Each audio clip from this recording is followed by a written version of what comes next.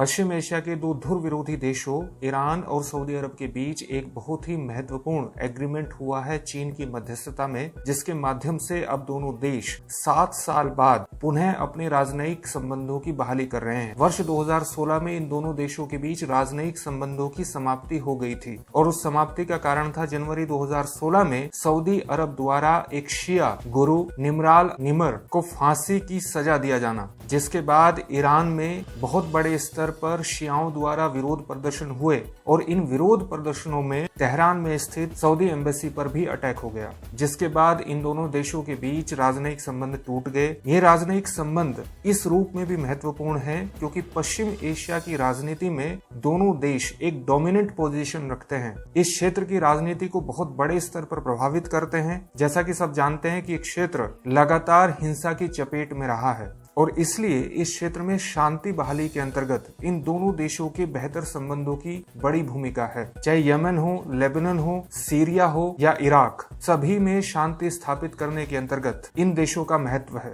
इसे हम दो उदाहरण के माध्यम से भी समझ सकते हैं, जैसे कि मार्च 2015 में सऊदी अरब ने यमन पर आक्रमण कर दिया और वहां ईरान समर्थित सरकार को गिरा दिया। यमन तब से ही लगातार हिंसा की चपेट में है। इसी तरह से वर्ष 2017 में लेबनान में हिजबुल्लाह को कमजोर करने के लिए, जो कि ईरान समर्थित है, सऊदी अरब ने वहां रजीम चेंज को बढ़ावा दिया था और उसमें कामयाब भी रहा था। इस समझौते के बाद अगर किसी क्षेत्र में सबसे पहले शांति बहाली की उम्मीद की जा सकती है तो वो यमन ही है। साथ ही ये भी नहीं भूला जाना चाहिए कि ये समझौता चीन की मध्यस्थता में हुआ है, जो पश्चिम एशिया में चीन के बढ़ते हुए इंटरेस्ट को रिफ्लेक्ट करता है, उसको प्रदर्शित करता है। कुछ एक्सपर्ट्स का ये मानना है कि अमेरिका द्वारा इस क्षेत्र को छोड़े जाने के कारण एक वैक्यूम पैदा हुआ और उस वैक्यूम को, उस खाली स्थान को भरने के लिए चीन की एंट्री हुई। हालांकि इस आर्गुमेंट को पूरी तरह से नहीं माना जा सकता क्योंकि वर्तमान में बाइडेन सरकार सऊदी अरब और इजराइल के बीच संबंधों को बेहतर करने के लिए लगातार सक्रियता से काम कर रही है, पश्चिमी एशिया में खास तौर से ईरान को पृथक करने के लिए, जिसे अमेरिका एक एविल स्टेट मानता है, एक दुष्ट शक्ति के रूप में परिभाषित करता है।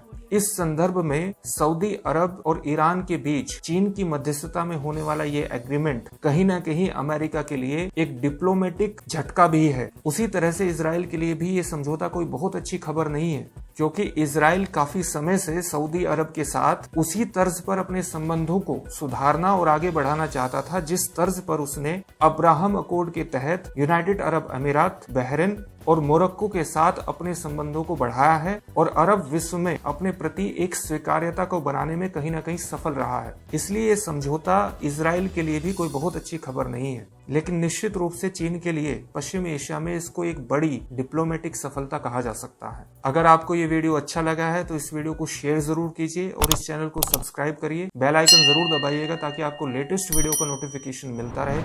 बहुत बहुत धन्यवाद।